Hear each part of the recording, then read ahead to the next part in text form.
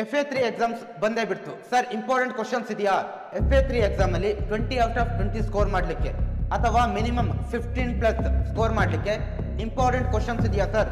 ಯಾವ ಕ್ವಶನ್ಸ್ ನಾವು ಓದಿದ್ರೆ ನಾನು 50+ ಸ್ಕೋರ್ ಮಾಡ್ಬೋದು ಅಂತ ನಿಮ್ಗೆ ಏನಾದ್ರು ಡೌಟ್ ಇದ್ರೆ ಸೊ ನೋಡಿ ಈ ವಿಡಿಯೋದಲ್ಲಿ ನಾನು ನಿಮಗೆ ಕ್ಲಿಯರ್ ಆಗಿ ತಿಳಿಸ್ತಾ ಹೋಗ್ತೀನಿ. ಓಕೆ, ಸೊ ಇಲ್ಲಿ ನಾನು ಇಂಪಾರ್ಟೆಂಟ್ ಕ್ವಶನ್ಸ್ ನಿಮ್ಮ FA3ಗೆ ಬರ್ಬೋದಾದಂತ ವೆರಿ ಇಂಪಾರ್ಟೆಂಟ್ ಕ್ವಶನ್ಸ್ ತಿಳಿಸ್ತಾ ಹೋಗ್ತೀನಿ. ನೀವು ಇದನ್ನ ಪ್ರಾಕ್ಟೀಸ್ ಮಾಡ್ತಾ ಹೋಗ್ಬೇಕಾಗುತ್ತೆ. ಓಕೆ, ಸೊ ಇದನ್ನ ನೀವು ಪ್ರಾಕ್ಟೀಸ್ ಮಾಡಿದ್ರೆ ಮಿನಿಮಮ್ 15+ ಅಂತೂ ಕಂಪಲ್ಸರಿ ಬಂದೇ ಬರುತ್ತೆ. ನೀವು ಇದನ್ನ ಪ್ರಾಕ್ಟೀಸ್ ಮಾಡ್ತಾ ಹೋಗ್ಬೇಕು. ಸೊ ಫಸ್ಟ್ ಒನ್ ನೋಡ್ತಾ ಹೋಗೋಣ. ನೋಡಿ, immediate cause. First one, the immediate cause of the 1857 rebellion was. First multiple choice questions ಅಲ್ಲಿ ಯಾವ್ದು ಬರ್ಬೋದಾಗಿರ್ತಕ್ಕಂಥ ವೆರಿ ಇಂಪಾರ್ಟೆಂಟ್ ಕ್ವಶನ್ಸ್ ನೋಡಿ. The immediate cause of the 1857 rebellion was ಯಾವುದು ಅನ್ನೋದು ನಿಮಗೆ ಗೊತ್ತಿರದೆ ಅನ್ಕೊಳ್ತೀನಿ. ಸೊ ಕಮೆಂಟ್ ಸೆಕ್ಷನ್ ಅಲ್ಲೂ ಕೂಡ ನೀವು ಆನ್ಸರ್ ಅನ್ನ ತಿಳಿಸಬಹುದು. ಓಕೆ, ಕಮೆಂಟ್ ಸೆಕ್ಷನ್ ಅಲ್ಲೂ ಕೂಡ ಆನ್ಸರ್ ಅನ್ನ ತಿಳಿಸಿ. ಸೊ ನಂತರ ನೋಡಿ, the leader who rose against the British in Kanpur. ನೋಡಿ, ಕಾನ್ಪುರದಲ್ಲಿ ಬ್ರಿಟಿಷರ ವಿರುದ್ಧ ದಂಗೆಯನ್ನ ಮಾಡಿದಂತವ್ರು ಯಾರು ಅನ್ನೋದನ್ನ ಕೂಡ ನಾವಿಲ್ಲಿ ನೋಡ್ತಾ ಹೋಗ್ಬೋದು. ಸೊ ನೋಡಿ, ಈ ಕ್ವಶನ್ ಜೊತೆಗೆ ಇಲ್ಲಿ ಕಾನ್ಪುರದ ಜೊತೆಗೆ ಇಲ್ಲಿ ಕಾನ್ಪುರ್ ಅಂತಿದೆ, ಬಟ್ ನಿಮ್ಗೆ ಏನಾಗುತ್ತೆ ಅಂತಂದ್ರೆ ಬೇರೆ ಬೇರೆ ಪ್ಲೇಸಸ್ ಇದೆ, ಝಾನ್ಸಿ ಇದೆ, ಮತ್ತೆ ಬೇರೆ ಬೇರೆ ಪ್ಲೇಸಸ್ ಗಳು ಬರುತ್ತೆ. ಓಕೆ, ಆ ಪ್ಲೇಸ್ ಗಳದ್ದು ನಿಮಗೆ ಕ್ಲಿಯರ್ ಆಗಿ ಗೊತ್ತಿಲ್ಲ, ನೆನಪಿರ್ಬೇಕು. ಓಕೆ, ಸೊ ನಂತರ ನೋಡಿ, the state that grows the most rice in India. ಯಾವ ರಾಜ್ಯ ಅತಿ ಹೆಚ್ಚು ರೈಸ್ ಅನ್ನ ಬೆಳೆಯುತ್ತೆ, ಭತ್ತವನ್ನ ಬೆಳೆಯುತ್ತೆ ಅನ್ನೋದು. ಸೊ ನಿಮ್ಗೆ ಆನ್ಸರ್ ಗೊತ್ತಿದ್ರೆ ಕಮೆಂಟ್ ಅಲ್ಲಿ ತಿಳಿಸ್ಬೇಕು ಕ್ವಿಕ್ ಆಗಿ. Okay, important questions. ಸೊ ನಂತರ ನೋಡಿ, the method of farming in which crops are grown for commercial purpose. ನೋಡಿ, ಕಮರ್ಷಿಯಲ್ ಪರ್ಪಸ್ಗೋಸ್ಕರ ಫಾರ್ಮಿಂಗ್ ಅನ್ನ ಮಾಡಿ ಕ್ರಾಪ್ ಗಳನ್ನ ಬೆಳೀತಕ್ಕಂಥದ್ದನ್ನ ನಾವು ಏನೆಂದು ಕರೆಯುತ್ತೀವಿ? ಓಕೆ, ಕಮೆಂಟ್ ಸೆಕ್ಷನ್ ಅಲ್ಲಿ ತಿಳಿಸ್ಬೇಕು ನಿಮಗೆ. ವೆರಿ ಇಂಪಾರ್ಟೆಂಟ್ ಆಗಿರ್ತಕ್ಕಂಥ ಕ್ವಶನ್ಸ್ ಇದು. ಓಕೆ, ಸೊ ನೀವು ಇದ್ರ ಜೊತೆಗೆ ಏನ್ ಮಾಡ್ಬೇಕಪ್ಪ ಅಂತಂದ್ರೆ ಈ ಬೇರೆ ಏನಿದೆಯಲ್ವಾ, ಸೊ ಆನ್ಸರ್ ಯಾವ್ದಿದೆ ಅದನ್ನ ಚೂಸ್ ಮಾಡಿ, ಅದು ರಿಮೈನಿಂಗ್ ಯಾವ್ದಿದೆಯಲ್ವಾ 3, ಸೊ ಅದರ ಡೆಫಿನೇಷನ್ಸ್ ಕೂಡ ಅದನ್ನು ಕೂಡ ನೀವು ಕಲಿಬೇಕು. ಓಕೆ, ಸೊ ಅದು ನಿಮಗೆ ಕ್ಲಿಯರ್ ಆಗಿ ಗೊತ್ತಿರಲಿ. ಸೊ ನೋಡಿ, silent valley movement launched in. Silent valley movement ಎಲ್ಲಿ ಲಾಂಚ್ ಆಯ್ತು, ಎಲ್ಲಿ ಸ್ಟಾರ್ಟ್ ಮಾಡಿದ್ರು ಅನ್ನೋದನ್ನ ಕೂಡ ಇಲ್ಲಿ ಕೇಳಿದ್ದಾರೆ. ಸೊ ಇದು ನಿಮಗೆ ಕ್ಲಿಯರ್ ಆಗಿರ್ಲಿ. ಸೊ ನಂತರ, the panchayat Raj system has been implemented through this amendment. ಯಾವ ಅಮೆಂಡ್ಮೆಂಟ್ ಆಕ್ಟ್ ಮುಖಾಂತರ ಪಂಚಾಯತ್ ರಾಜ್ ವ್ಯವಸ್ಥೆಯನ್ನ ಜಾರಿಗೆ ತಂದ್ರು ಅಂತ ಕೇಳ್ತಾರೆ. ಓಕೆ, ಸೊ ಇದು ನಿಮಗೆ ಕ್ಲಿಯರ್ ಆಗಿರಲಿ. ಇಂಪಾರ್ಟೆಂಟ್ ಚಾಪ್ಟರ್ಸ್ ಯಾವ್ದು ಅನ್ನೋದು ನಾನು ಹಿಂದಿನ ವಿಡಿಯೋದಲ್ಲಿ ಕೊಟ್ಟಿದ್ದೀನಿ ಸ್ಟೂಡೆಂಟ್ಸ್. ಓಕೆ, ಹಿಂದಿನ ವಿಡಿಯೋದಲ್ಲಿ FA3 ರಿಲೇಟೆಡ್ ಸ್ಟ್ರಾಟಜಿ ವಿಡಿಯೋ ಇದೆ. ಸೊ ಅದರಲ್ಲಿ ನೋಡಿ ನಾನು ಇಂಪಾರ್ಟೆಂಟ್ ಚಾಪ್ಟರ್ಸ್ ಅನ್ನ ಕೊಟ್ಟಿದ್ದೀನಿ, ಯಾವ್ಯಾವ ಚಾಪ್ಟರ್ ಬರ್ಬೋದು ಅಂತ.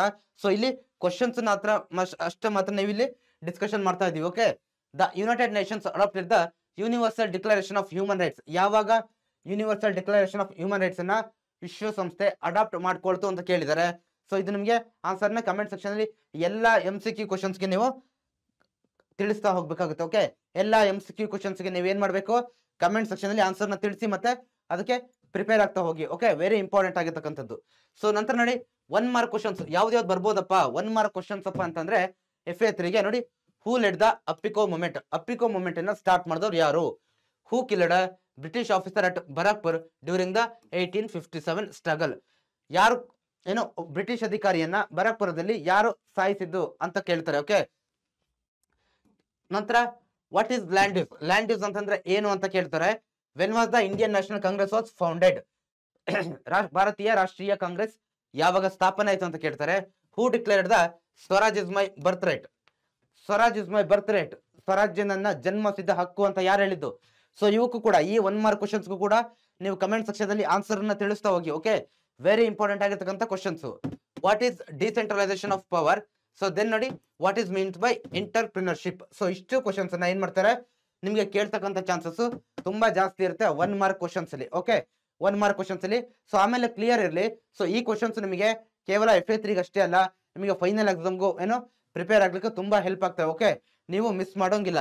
ಸೊ ಇಷ್ಟರಲ್ಲಿ ಏನೋ ಬಂದೇ ಬರ್ತವೆ ಅನ್ನೋದನ್ನ ನಾವಿಲ್ಲಿ ನೋಡ್ತಾ ಹೋಗ್ಬೋದು. ಓಕೆ, ಸೊ ನಂತರ ನೋಡಿ, 2 and 3 ಮಾರ್ಕ್ ಕ್ವಶನ್ಸ್ ಅಂತ ಕೆಲವೊಂದು ಇಂಪಾರ್ಟೆಂಟ್ ಕ್ವಶನ್ಸ್ ಕೊಟ್ಟಿದ್ದೀನಿ. ಸೊ 2 ಅಥವಾ 3 ಮಾರ್ಕ್ಸ್ ಕೇಳಬಹುದಂತ ಕ್ವಶನ್ಸ್ಗಳು ಯಾವ್ದಪ್ಪ ಅಂತಂದ್ರೆ, what were the political reasons for 1857 Revolt.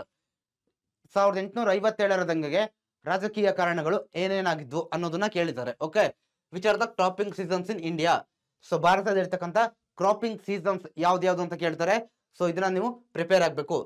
ನಂತರ name the major environmental movements. Environmental movements ಬರುತ್ತೆ ಹಲವಾರು. ಸೊ ಅದ್ರ ಬಗ್ಗೆ ಯಾವ್ದು ಮತ್ತೆ ಎಲ್ಲಿ ನಡೆಯಿತು ಅನ್ನೋದು ಕೂಡ ನಿಮಗೆ ಗೊತ್ತಿರಬೇಕಾಗುತ್ತೆ. ಓಕೆ, ಸೊ ನಂತರ explain the importance of rural development ಗ್ರಾಮೀಣ ಅಭಿವೃದ್ಧಿಯ ಮಹತ್ವ ಏನು, ಇಂಪಾರ್ಟೆನ್ಸ್ ಏನು ಅಂತ ನೀವು ಇದಕ್ಕೂ ಕೂಡ ಪ್ರಿಪೇರ್ ಆಗಬೇಕು. State the functions of N entrepreneur ನ ಫಂಕ್ಷನ್ ಏನು.